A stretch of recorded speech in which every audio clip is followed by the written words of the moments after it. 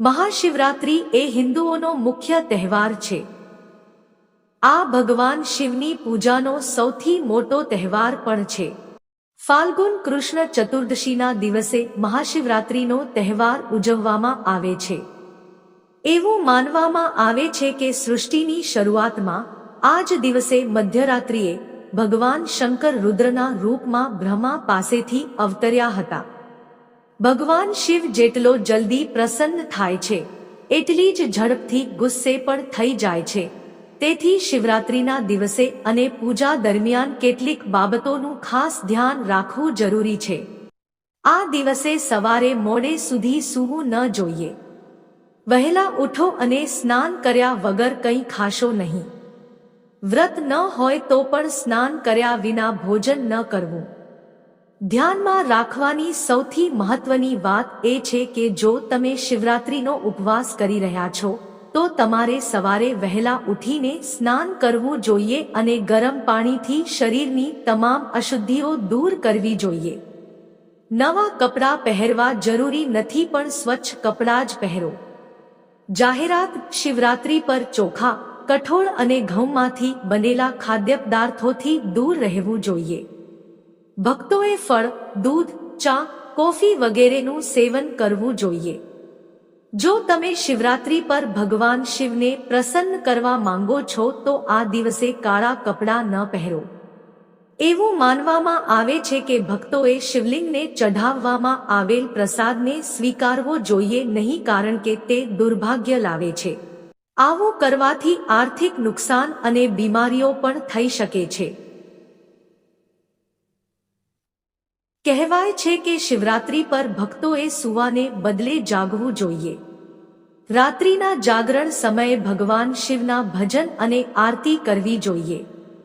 બીજા દિવસે સવારે સ્નાન કર્યા પછી પ્રસાદ લઈને ભગવાન શિવને તિલક કરીને ઉપવાસ તોડી શકાય છે। આ વસ્તુઓ ન ચઢાવો। શિવલિંગ પર તુલસીના પાન ક્યારેય ન ચઢાવો।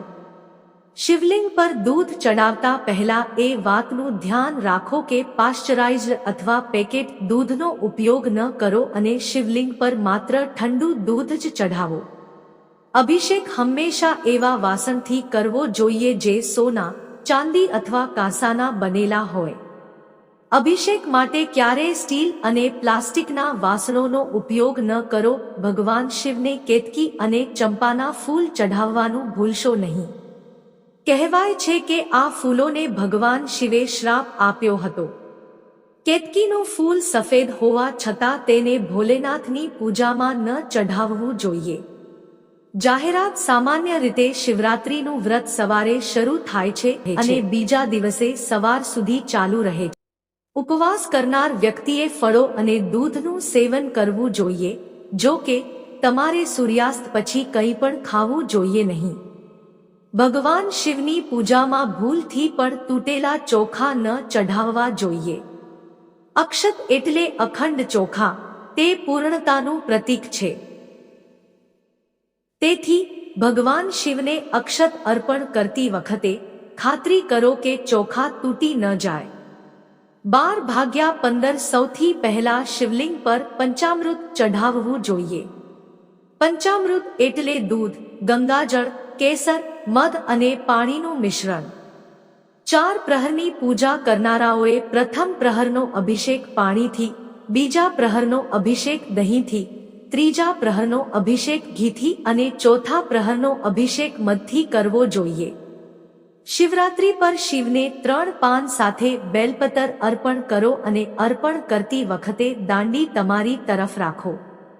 તૂટેલા કે વિકૃત પાન ન ચઢાવવા જોઈએ। દૂધ, ગુલાબજળ, ચંદન, દહીં, મધ, ઘી, ખાંડ અને પાણીનો ઉપયોગ કરીને ભગવાન શિવને તિલક કરો। જો કે ભોલેનાથને અનેક ફળ અર્પણ કરી શકાય છે પરંતુ શિવરાત્રિ પર આલુ અર્પણ કરવું જ જોઈએ કારણ કે આલુને દીર્ઘાયુનું પ્રતીક માનવામાં આવે છે।